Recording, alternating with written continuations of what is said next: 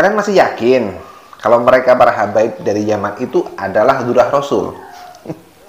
Masih yakin? Kalau Habib yang kurang ajar itu adalah lebih baik daripada 70 Kiai Alim. Yakin? Kalian masih mau mengikuti ajaran mereka? Stop lah, stop. Sudah. Assalamualaikum warahmatullahi wabarakatuh. Selamat datang guys di channel Diam Saudara. Nih saya kasih tahu ya. 3 hari kemarin di Pabuaran Cirebon ada sebuah cerita fakta yang masih hangat sekarang. Jadi ada seorang habaib bersama istrinya yang ingin membangun majelis pengajian. Tetapi di sana, setelah dia menemukan tempat atau kontrakan, majelis sudah berjalan. Setelah beberapa bulan sudah mendapat jamaahnya, ternyata habib tersebut sudah mulai melakukan hal dan tindakan yang kurang ajar. Dia mencoba merayu istri dari pemilik rumah yang dikontrakinya. Ya dengan dalih minta dipijiti, minta dikerokin. Karena Durah Rasul, maka sesuatunya itu harus dituruti. Doktrin yang sesat. Sehingga lama-kelamaan setelah kerokan, setelah pijetan, dan akhirnya berakhir dengan enak-enak. Durah Rasul yang meminta, enak-enak pun ya harus dituruti dong. Durah Rasul.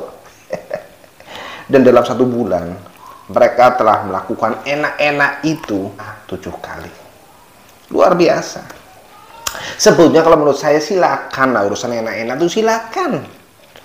Karena manusia fitrahnya ya memang punya nafsu, silakan.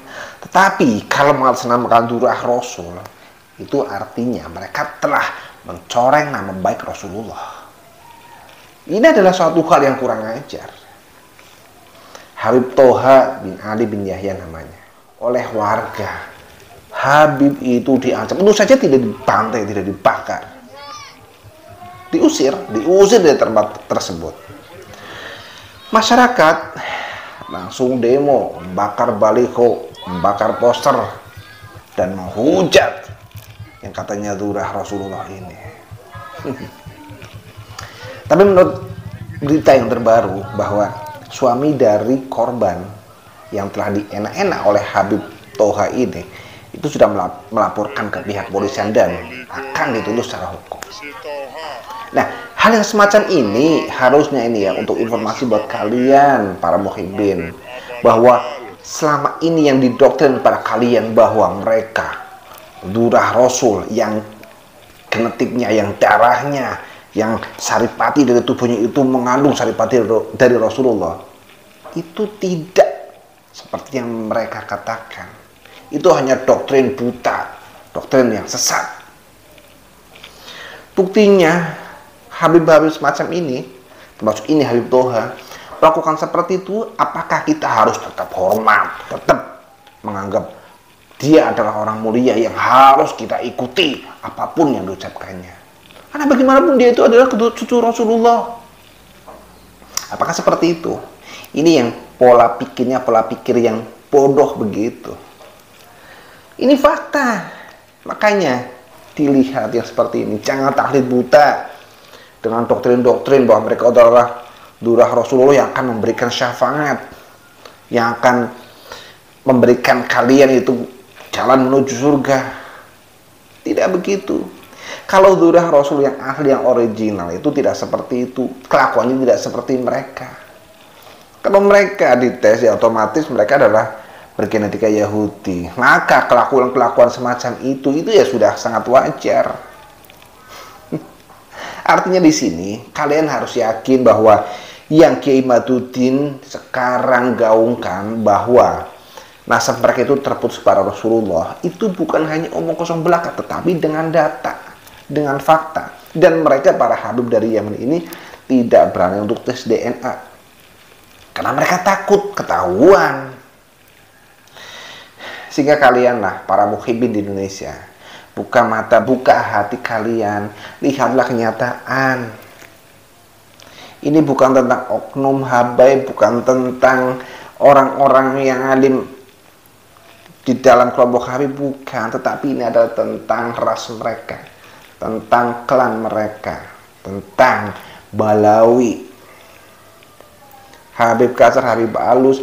Mereka bukanlah durah Rasul. Ya, didukung dengan mereka tidak mau tasdiah, didukung dengan kitab-kitab nasab, dan didukung dengan perilaku semacam itu, perilaku Habib yang kurang ajar.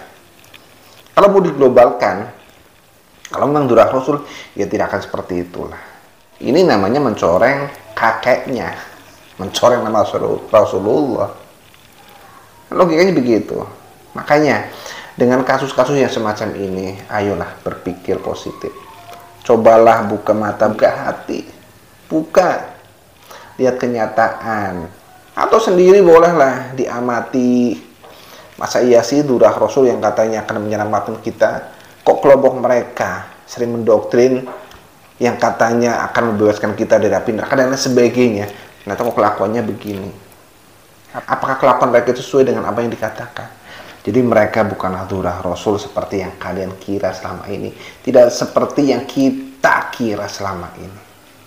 Dulu kalau Kiai Maduddin Utsman itu belum menemukan nasab bahwa mereka itu terputus, silakan. Ayo, nggak masalah kok, termasuk saya sendiri. Selalu berhusnudzon kepada mereka para Habib yang selama ini mengaku sebagai keturunan Rasulullah.